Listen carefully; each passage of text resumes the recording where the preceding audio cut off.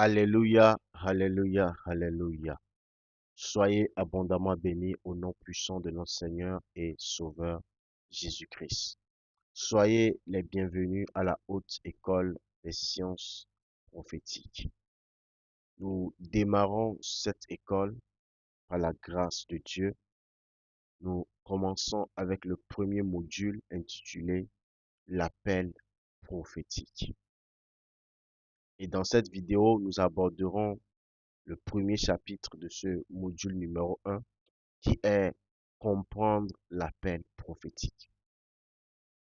Dans le contenu de cette vidéo, de ce chapitre, nous parlerons en détail de la définition biblique de l'appel prophétique.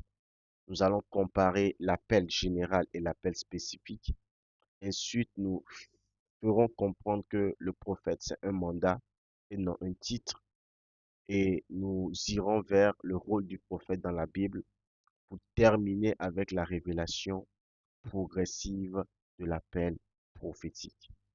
Alors, bien-aimés, définissons maintenant d'un point de vue biblique ce que c'est que l'appel prophétique. L'appel prophétique, c'est une convocation divine.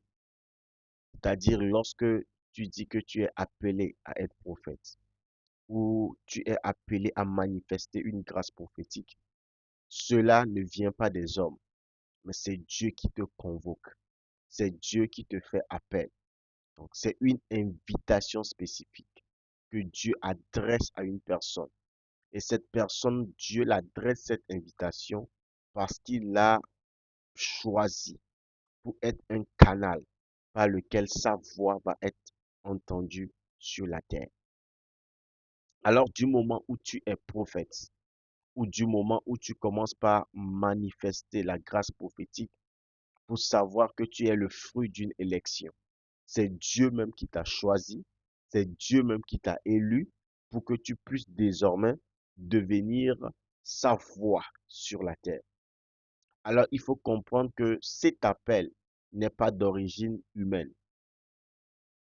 mais l'appel prophétique est d'origine céleste. Ce n'est pas par le désir personnel, ce n'est pas par le bon vouloir de soi que l'on devient prophète ou que l'on manifeste des grâces prophétiques. Mais lorsqu'on devient prophète ou lorsqu'on manifeste la grâce prophétique, c'est un décret de Dieu qui nous a élus. C'est un décret de Dieu qui nous a choisis. Et ce décret de Dieu n'a pas été interféré par le choix humain. Mais c'est dans sa souveraineté, dans sa volonté totale et parfaite que Dieu décide de choisir une personne et de l'accorder la grâce prophétique. Alors, dans la parole de Dieu, l'appel prophétique est souvent introduit par une rencontre surnaturelle.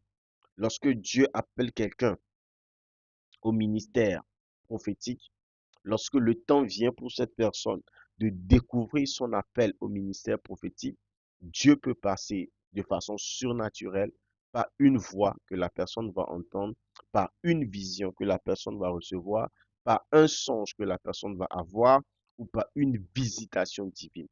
Dans tous les cas, c'est Dieu lui-même qui prend l'initiative et il invite l'homme à répondre. Alors, lorsque Dieu vient vers toi en t'appelant à la manifestation de la grâce prophétique, c'est à toi l'homme qui a été appelé par Dieu, c'est à toi de répondre. Parce que quoi, lorsque nous parlons de l'appel prophétique implique une mission. L'appel prophétique implique un mandat spécifique. Et l'appel prophétique implique une séparation, c'est-à-dire tu dois te consacrer à Dieu totalement. Donc, vous devez connaître les tenants de l'appel prophétique. Lorsque je donne l'exemple, dans Jérémie chapitre 1, verset 5, dans le cas pratique de Jérémie, il est écrit, avant que je t'eusse formé dans le ventre de ta mère, je te connaissais. Et avant que tu fusses sorti de son sein, je t'avais consacré. Je t'avais établi prophète des nations. Donc, c'est Dieu qui l'a connu d'avance. C'est Dieu qui l'a consacré. Et c'est Dieu qui l'a établi prophète des nations. C'était pas un choix de Jérémie, mais c'est Dieu dans sa préscience. C'est Dieu dans sa souveraineté qui s'est choisi le prophète Jérémie. Alors, pour continuer, nous dirons ceci, l'appel général et l'appel spécifique. Qu'est-ce que nous pouvons comprendre? D'abord, nous devons comprendre que tout croyant, c'est-à-dire tout chrétien, est appelé à servir Dieu dans une certaine mesure. Nous tous, nous avons l'appel de Dieu sur notre vie à une certaine dimension. Et cet appel que nous tous, nous avons en tant que chrétiens, nous l'appelons l'appel général. L'appel général concerne l'appel au salut.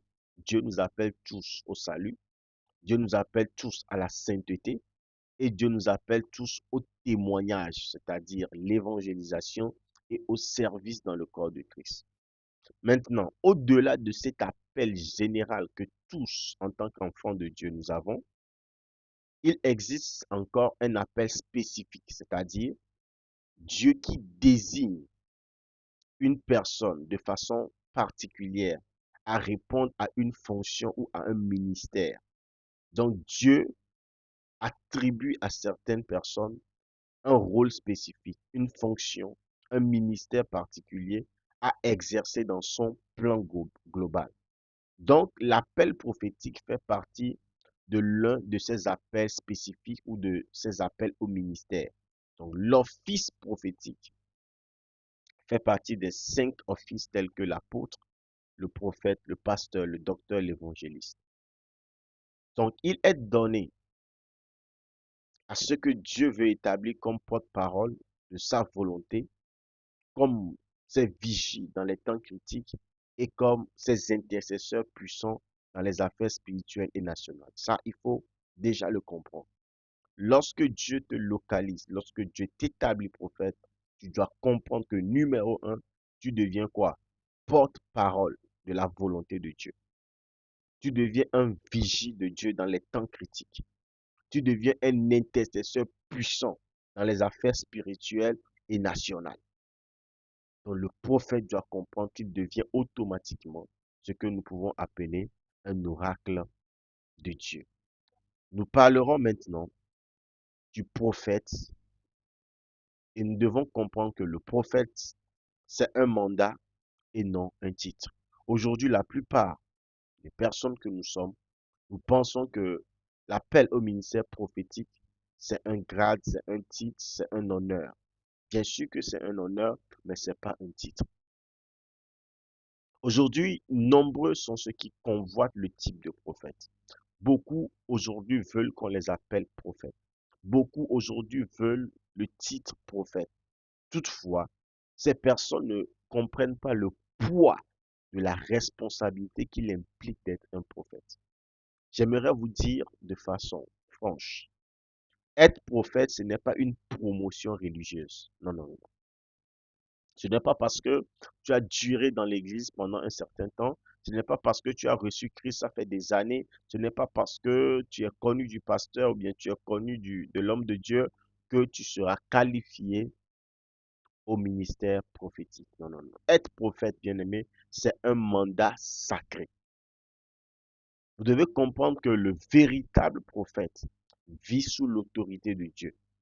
Le véritable prophète parle selon l'ordre de Dieu. Et le véritable prophète agit pour l'accomplissement des desseins de Dieu et non pour sa propre gloire.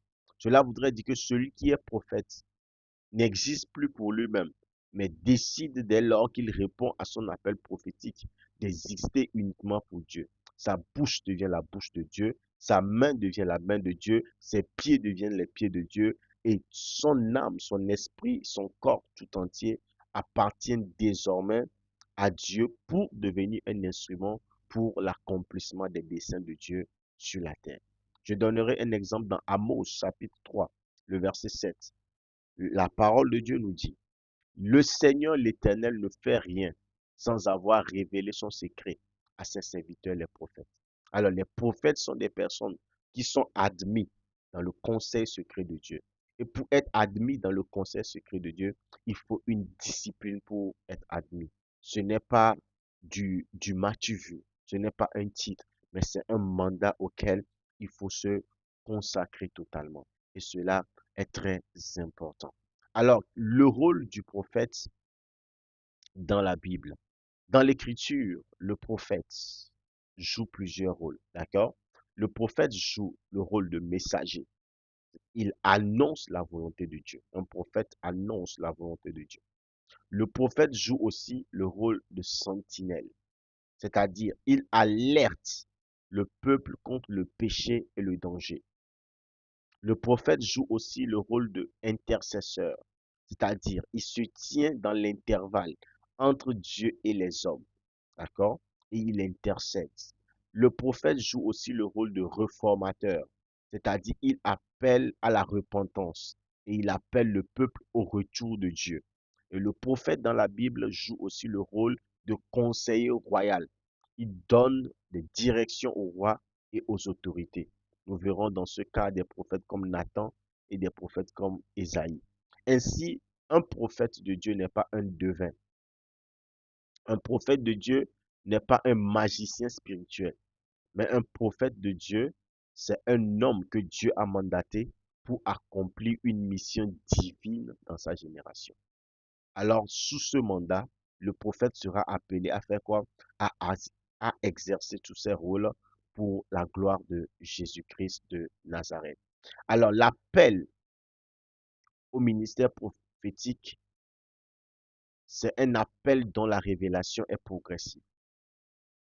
C'est-à-dire les tenants, les pourtours et les contenants de ton appel prophétique ne te seront pas révélés le même jour que tu as découvert ton appel.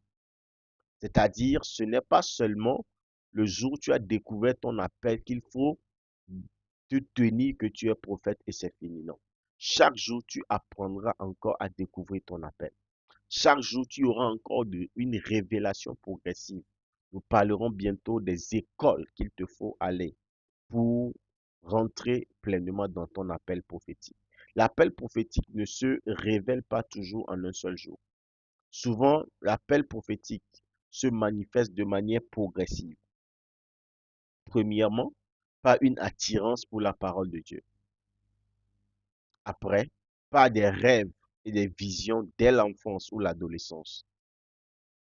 Ou bien Dieu met en toi une connaissance profonde des, des, des, des sciences des temps spirituels, comme les fils d'Issachar. Tu maîtrises les temps, les saisons, tu expliques des choses spirituelles qui arrivent. Ou bien même Dieu te donne une sensibilité accrue au péché, ou bien une sensibilité à la présence de Dieu. Tu sais sentir quel esprit m'ouvre quelque part.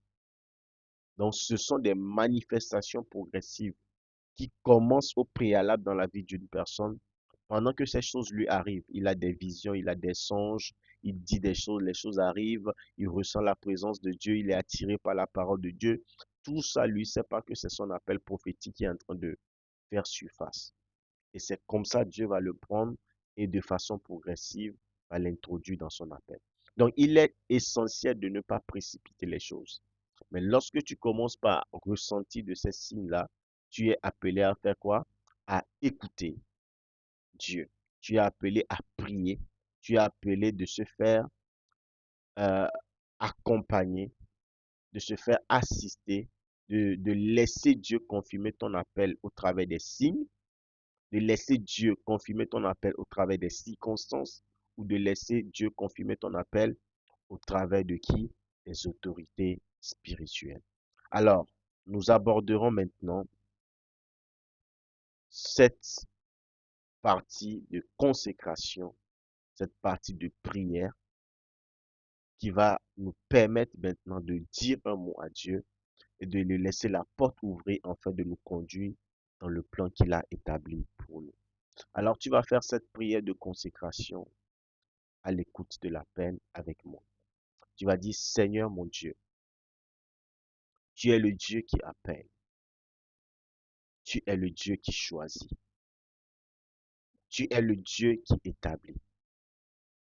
Ouvre mes oreilles pour entendre ton appel. Ouvre mes yeux pour voir ton dessein pour ma vie. Délivre-moi de la peur. Délivre-moi de la confusion. Délivre-moi de la distraction. Je me rends disponible comme Samuel. Parle, Seigneur, car ton serviteur écoute. Que ta volonté soit faite dans ma vie au nom de Jésus-Christ. Amen. Alors, bien-aimés, soyez abondamment bénis.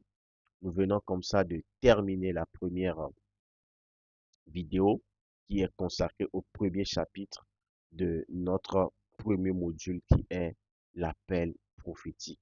Alors, dans une prochaine vidéo, nous continuerons avec le deuxième chapitre dont le contenu sera le chapitre 2 qui abordera les signes de l'appel prophétique. Alors d'ici là, soyez bénis et portez-vous bien au nom de Jésus-Christ.